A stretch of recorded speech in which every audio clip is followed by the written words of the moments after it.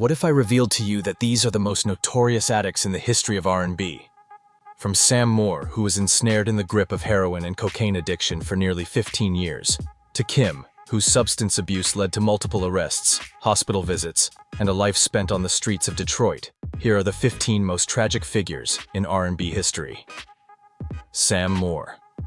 Sam Moore was a legendary soul and R&B singer, best known as one half of the iconic duo Sam and Dave from 1961 to 1981.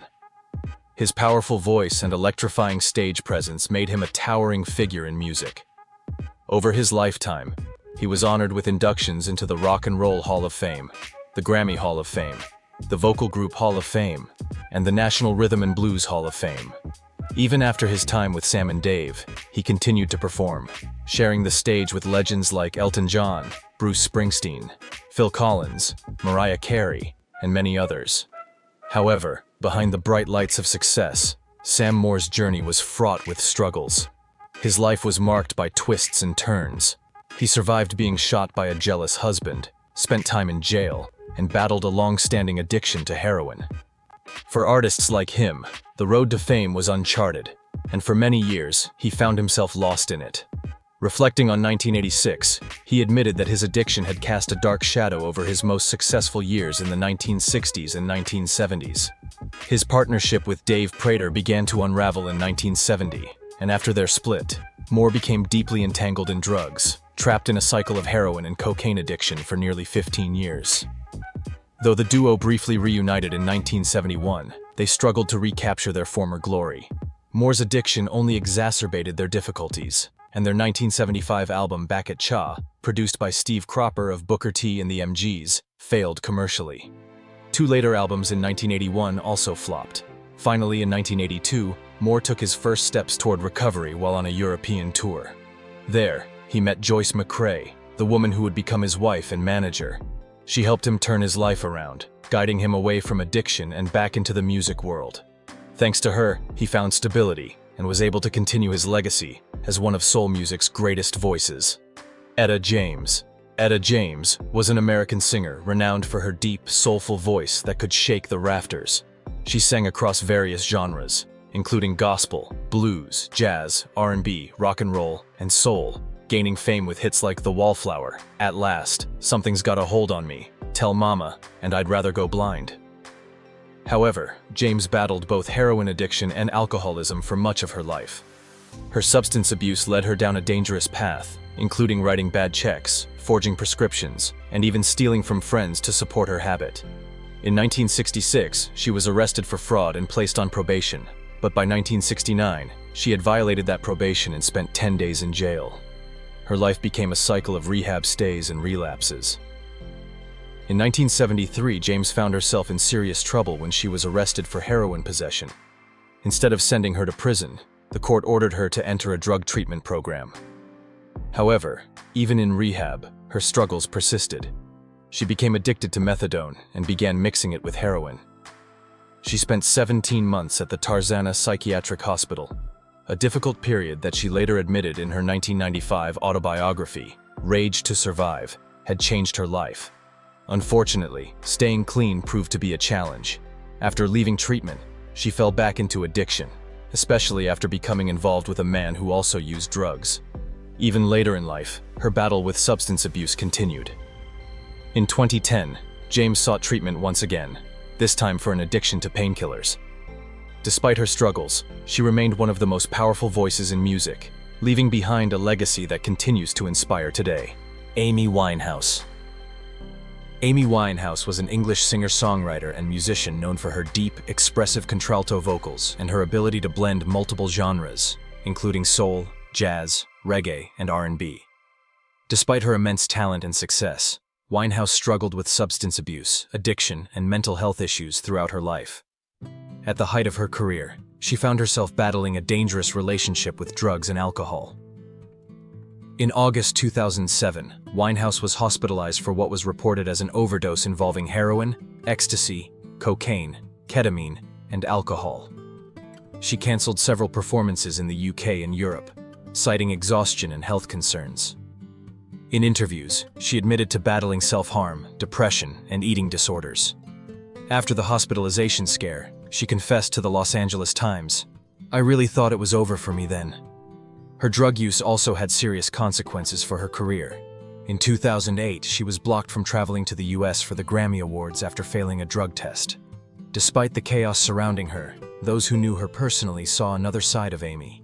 Fellow singer Lily Allen once said, "Yes, she gets out of her mind on drugs sometimes, but she is also a clever, intelligent, witty, funny person who can hold it together. You just don't see that side." In 2008, Amy decided to quit illegal drugs for good, telling an interviewer in 2010, "I literally woke up one day and was like, I don't want to do this anymore." However, while she managed to break free from drugs, alcohol became a new struggle. She would stay sober for weeks, only to relapse again. In 2009, a leaked video allegedly showed her smoking crack cocaine, leading to an arrest. However, she was released after the police couldn't confirm what she had been using. The Crown Prosecution Service considered pressing charges, but eventually dropped the case due to a lack of evidence. When Winehouse passed away in 2011, rumors swirled about the cause of death. Some speculated it was a drug overdose, while others believed it was a mix of substances that proved fatal. Michael Jackson. Michael Jackson, often referred to as the King of Pop, popularized innovative dance moves such as the moonwalk, the robot, and the anti-gravity lean. His music and videos helped shift MTV's focus from rock to pop and R&B. Despite his success, Jackson had a long and complicated history of drug use, particularly with prescription medications. By the 1990s, Michael Jackson was struggling with a growing dependency on prescription drugs, particularly painkillers and strong sedatives. He publicly admitted his addiction in 1993, explaining that painkillers had been prescribed to him after scalp surgery, but also hinting at a deeper reason, saying the intense pressure of performing and dealing with false allegations had left him physically and emotionally drained. As the years went on, Jackson's dependence on medication only worsened. By 2009, in the months leading up to his highly anticipated This Is It tour, he was desperate for a way to sleep. His struggles with pain and sleep disorders led him to rely on a variety of drugs, including propofol, benzodiazepines, and opioids. His nurse, Sherilyn Lee, recalled that he had asked her for sleep aids. When she refused, he insisted that the only thing that worked for him was a powerful anesthetic called propofol. She warned him, "Michael, if you take this, you're not going to wake up." But Jackson brushed off her concerns, saying he had used it before and was assured it was safe. On June 25, 2009, Jackson's longtime personal physician, Dr. Conrad Murray, was overseeing his treatment. According to police reports, Dr. Murray had been giving Jackson propofol regularly to help with his insomnia, but had recently tried to wean him off due to concerns about addiction. That morning, however, after several other drugs failed to work, he gave in and administered a small dose of propofol. Murray was later convicted of involuntary manslaughter. Jackson's substance use extended beyond propofol. He also took alprazolam, clonazepam, lorazepam, midazolam, hydrocodone, oxycodone, carisoprodol, and hydromorphone.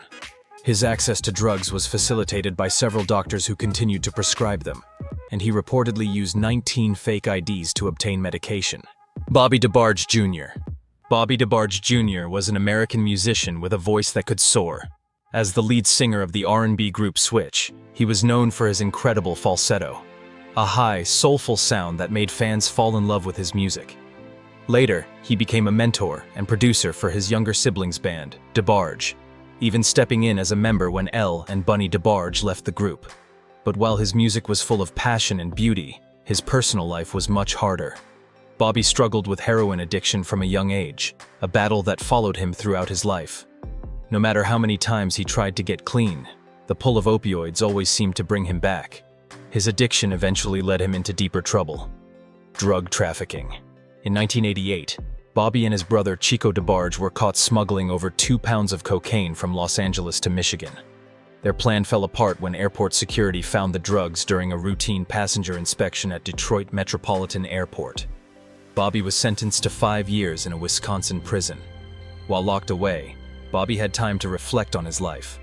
He told himself he would turn things around once he got out. After his release in 1993, he tried to rebuild his career with the help of Bernard Lister and Ed Wright. He started recording music again, including songs he had written while in prison.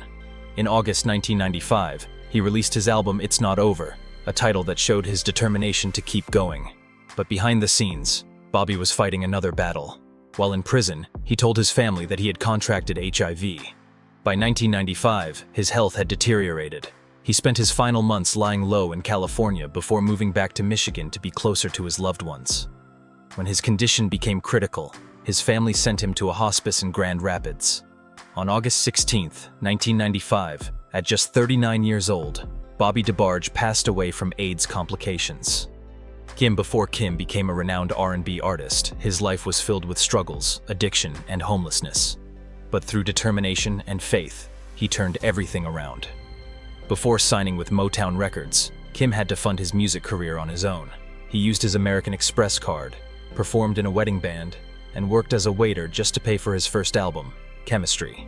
His hard work paid off when Motown signed him in 2001 and re-released the album in 2003. The record became a huge success, selling over 500,000 copies and earning a gold certification from the RIAA. If you're enjoying this video, show your appreciation by giving it a thumbs up, and if you haven't subscribed yet, what are you waiting for? Hit that subscribe button. D'Angelo. D'Angelo is an American singer, songwriter, multi-instrumentalist, and record producer. He could write, produce, and play multiple instruments, making him one of the most influential artists of his time. His journey to fame began when he helped produce the song You Will Know for the R&B group Black Men United. But it was his first album, Brown Sugar, that truly changed everything. The album was a massive success, selling over 1 million copies and earning a platinum certification. Music critics praised it for redefining R&B, helping to start a movement known as neo-soul. But fame wasn't easy for him. As he toured the world, his personal struggles grew worse. He became uncomfortable with the way the industry focused more on his looks than his music. After finishing the tour, he returned home to Richmond, Virginia, and disappeared from the spotlight. In 2001, tragedy struck when his close friend and MTV affiliate Fred Jordan died. This loss sent D'Angelo into a downward spiral. He started drinking heavily, and his problems only got worse. His record label had been waiting for a new album, but his addiction made it impossible to complete. In 2005, his girlfriend left him. His family distanced themselves, and he even parted ways with his managers. That same year, D'Angelo was arrested for drug possession. His mugshots shocked the world. The once fit, confident star now looked overweight and broken. A car accident soon followed, leading to rumors that he had been critically injured. With his life spiraling out of control, he checked into rehab at the Crossroads Center in Antigua. Donny Hathaway. Donny Hathaway was a gifted soul singer, a talented keyboardist, and a songwriter whose music touched the hearts of many. Rolling Stone once called him a soul legend, and his songs like The Ghetto, This Christmas, Someday We'll All Be Free, and Little Ghetto Boy are still loved today. But behind his incredible talent, Hathaway struggled with deep personal battles that would eventually take a heavy toll on his life. At the height of his career, he began experiencing serious mental health issues. His behavior became unpredictable, and in 1971, doctors diagnosed him with paranoid schizophrenia. To manage his condition, he was prescribed multiple medications. At one point, as many as 14 different pills, which he had to take twice a day. But his struggles didn't end there. Hathaway also battled drug addiction, which made his mental health even worse.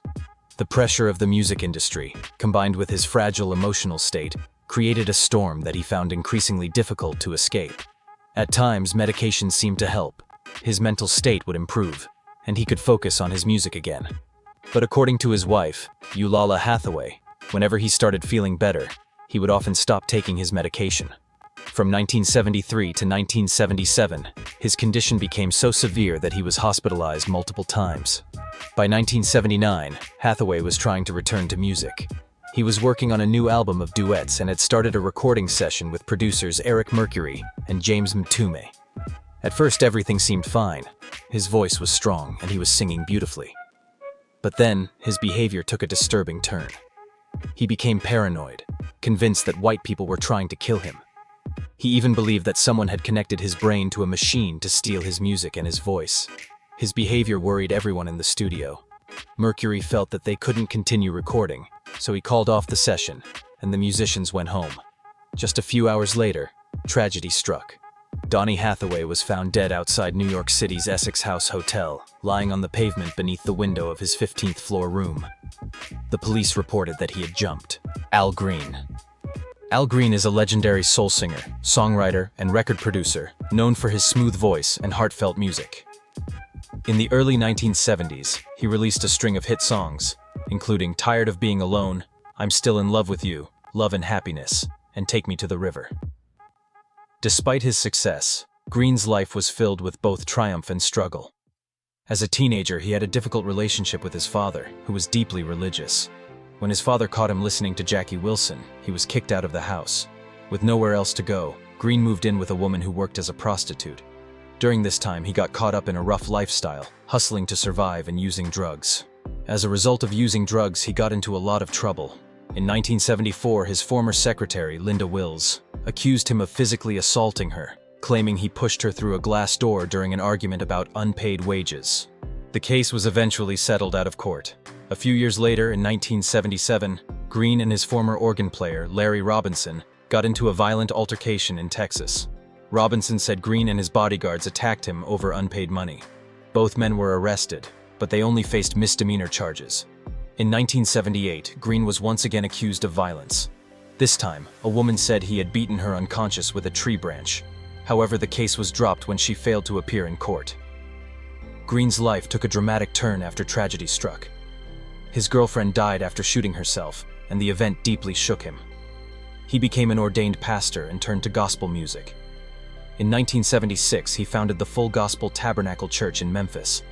Though he devoted himself to gospel for many years, Green eventually returned to secular music.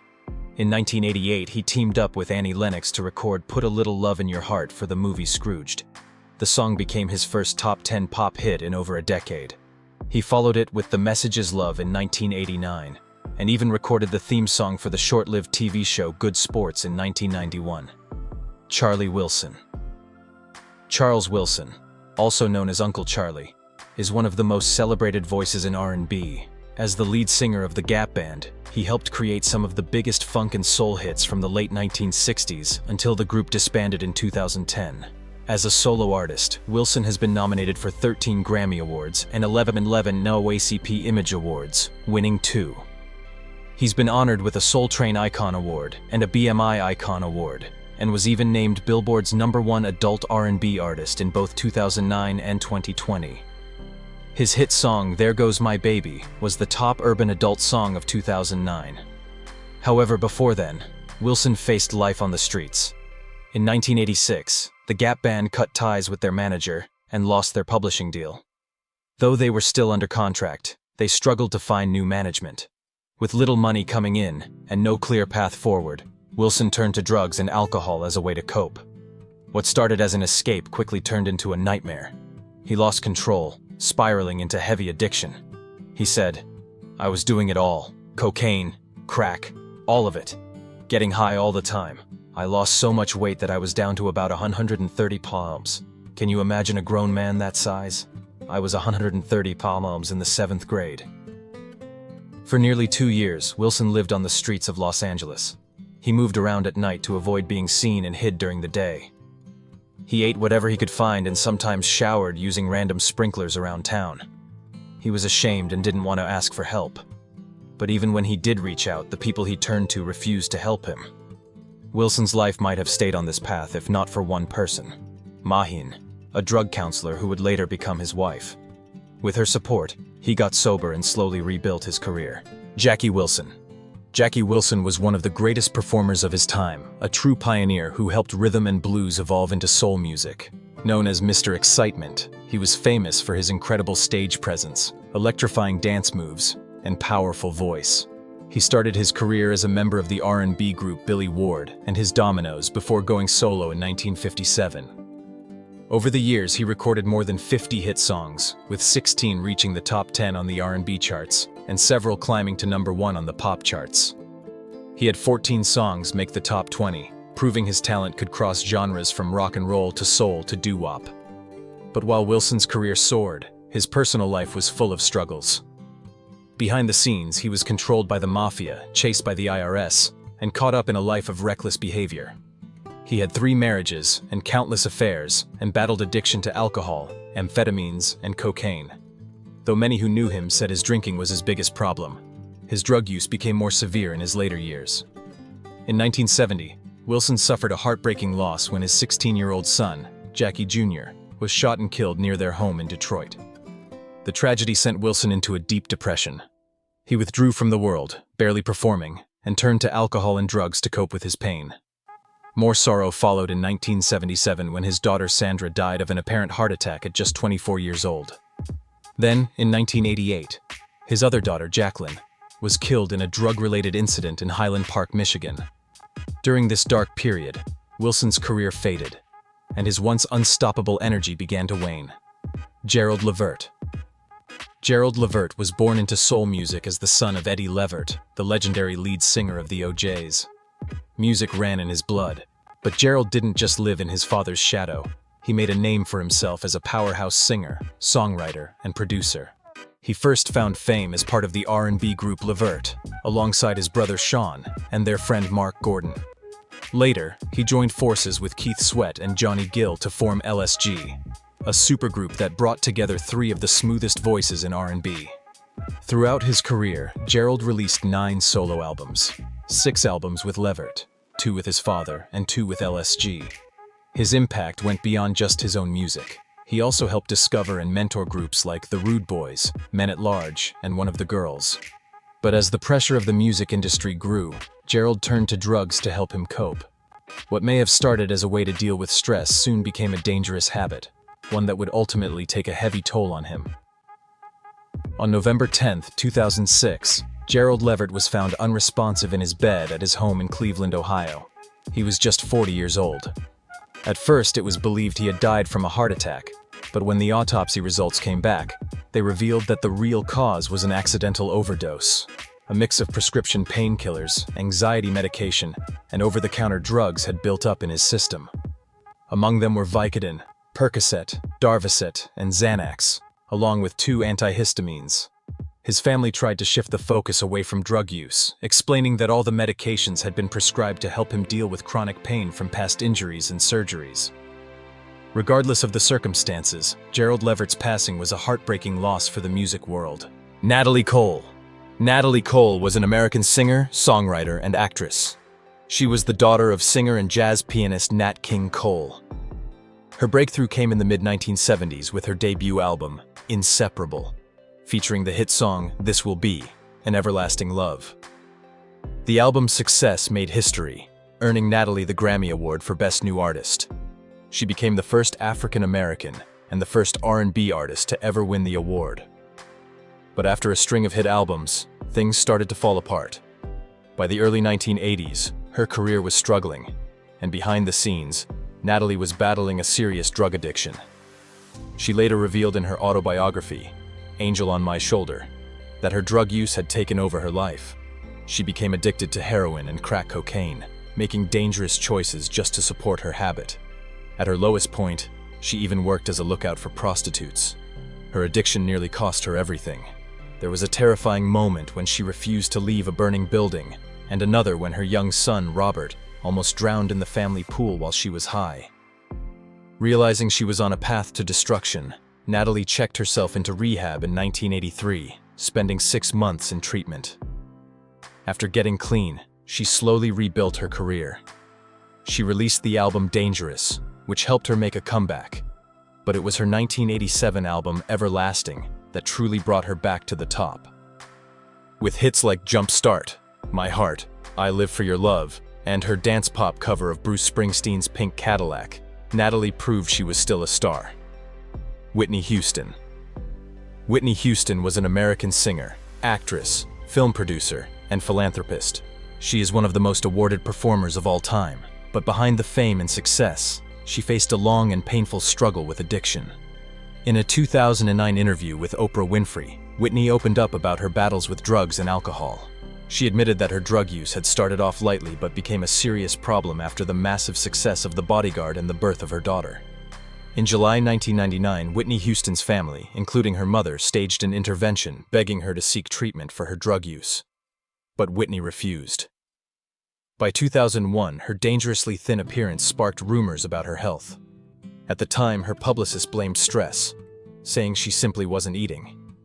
Years later, in 2009, Whitney admitted the truth. Drugs were the real reason for her weight loss.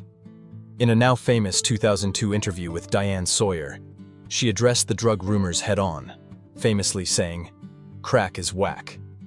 She admitted to using drugs but downplayed the extent of her addiction.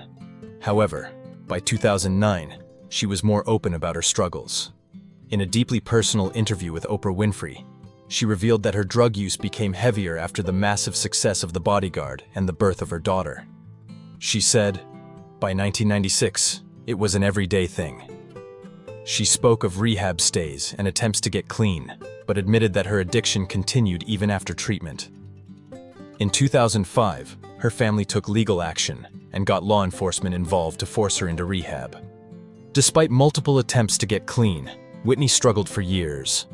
In May 2011, she checked into rehab again, calling it part of her long-standing recovery process. But even then, her battle was far from over. On February 11, 2012, Whitney Houston was found unresponsive in her hotel suite. The coroner's report later confirmed that a mix of prescription drugs and alcohol was found in her system. The toxicology report showed a mixture of alcohol, cocaine, and Xanax in her system, along with the presence of cocaethylene, a substance that forms when cocaine and alcohol come into contact. Dave Prader. David Prader Jr. was a Southern soul and R&B singer best known as one half of the legendary duo Sam and Dave. With his deep baritone and powerful tenor voice, he helped create some of the most unforgettable songs in soul music history. According to Rolling Stone magazine, Sam and Dave were the most successful and critically acclaimed soul duo of all time, bringing the energy and passion of black gospel music into mainstream pop. Their biggest hits, including Soul Man, Hold On, I'm Coming, and I Thank You, were recorded at Stax Records in Memphis, Tennessee, between 1965 and 1968. These songs became Southern soul classics, filled with call-and-response vocals that made them feel like electrifying church sermons set to music. But behind the success, things weren't always smooth. The duo had a complicated and often tense relationship, and when their time with Stax Records ended, things fell apart. By June 1970, Sam and Dave officially split up. After the breakup, Prader tried to continue his music career on his own. He returned to Alston Records in Miami, but his solo career never reached the same heights, and he performed only sporadically over the next year. During this time, Prader struggled with drug addiction, although his wife believed he was overcoming it. Trouble found him again in the summer of 1987, when he was arrested for selling crack cocaine to an undercover officer. He later pleaded guilty and was sentenced to 3 years of probation. The court also ordered him to pay a $2,580 fine and complete 150 hours of community service. Despite his troubles, his wife remained hopeful. She said, "He was having a problem there, but he seemed to be coming through it. It took hold of him for a while." But before he could fully turn things around, tragedy struck. On April 9, 1988, just a year after his arrest, David Prader died in a car accident. Which of these singers do you think is actually the worst? Share your thoughts in the comments below. Don't forget to like, subscribe, and hit the notification bell so you never miss out on our latest content.